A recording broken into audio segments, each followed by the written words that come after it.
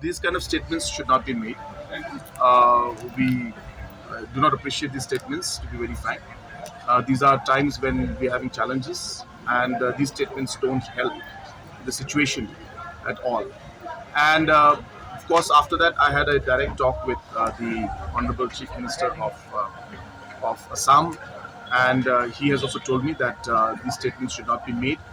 But I think what is important is that there will be individuals and people from different levels who will keep making statements, whether it's from our side or from their side.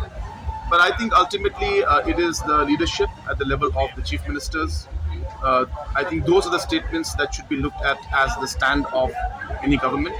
And I think all the other statements being made by others are made at their level.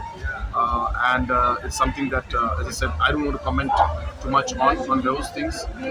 But as I said, for me, the discussion is at the chief minister's level and at the home minister's level. So at that level, the home minister has himself and also the chief minister of Assam has also told that these kind of things should not happen.